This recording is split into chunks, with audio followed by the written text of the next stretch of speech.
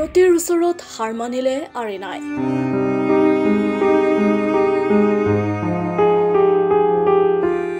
সকলোকে কন্দুৱাই পৃথিৱীৰ পৰা বিদায় লয় ছাত্ৰীগৰাকীয়ে ভয়ংকৰ পথ দুৰ্ঘটনাই অমানিশা নমাই আনিছে বহুতৰে জীৱনলৈ দুৰ্ঘটনাত পতিত হৈয়ে অৱশেষত দুই বন্ধুৰ বাটেৰে গলগৈ কাজিৰঙা বিশ্ববিদ্যালয়ৰ ছাত্ৰী আৰিনা বড়ো আজি যোৰহাটৰ মিছন হস্পিটেলত মৃত্যু কাকৱালি ললে কাজিৰঙা বিশ্ববিদ্যালয়ৰ ছাত্ৰীগৰাকীয়ে বিগত 22 মাৰ্চত এক শোকাবহ পথ দুৰ্ঘটনাত পতিত হৈছিল আৰিনা দুৰ্ঘটনাত মূৰত গুৰুতৰভাৱে আঘাত পাইছিল আৰিনাই ঘটনাৰ পাছতেই ততাতৈয়াকৈ যোৰহাটৰ মিছন হস্পিটেলত ভৰ্তি কৰোৱা হৈছিল আৰিনাক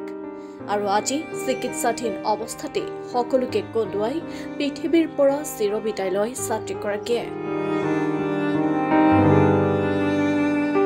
উল্লেখ্য যে যোৰহাটৰ আজানগাঁৱৰ সমীপত দ্ৰুতবেগী বাহনৰ নিয়ন্ত্ৰণ হেৰুৱাৰ ফলতেই সংঘটিত হৈছিল ভয়ংকৰ পথ দুৰ্ঘটনাটো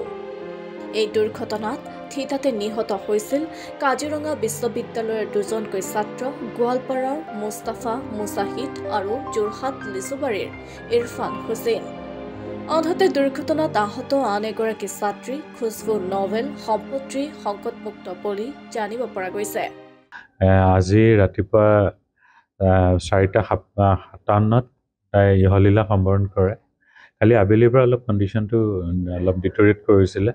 পেৰেণ্টছৰ লগতো আৰু যিখিনি ইয়াত ৱেল উইচাৰ সদায় আহি আছিলে তেওঁলোকৰ লগত ডিছকাশ্যন কৰা হ'ল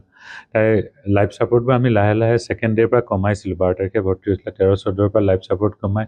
17 তাৰিখে আমি এটা চাৰ্জাৰী কৰিছিলোঁ তাই ডিঙিৰ উশাহটো ভালদৰে ল'বৰ কাৰণে ডিঙিৰ ওচৰত ট্ৰিকিঅষ্টমী বুলি এটা প্ৰচিডিউৰ আছে সেইটো কৰা হৈছিলে এইখিনিলৈকে তাই টলাৰেট কৰিছিলে মাজত হাত ভৰি মুভমেণ্ট আহি তাই হাতৰ গ্ৰিপো কৰিব পৰা হৈছিলে কিন্তু লাহে লাহে আকৌ তাই পেৰামিটাৰ্ছবোৰ ডাউন হোৱা আৰম্ভ কৰিলে কালি ৰাতিপুৱাৰ পৰা আবেলিৰ পৰাতো যথেষ্ট ছিৰিয়াছ আছিলে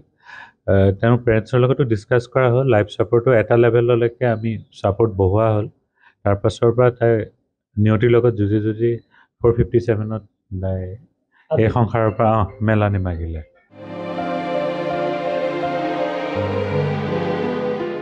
যোৰহাটৰ পৰা আনন্দ বৰা ৰিপৰ্ট নেশ্যন এনি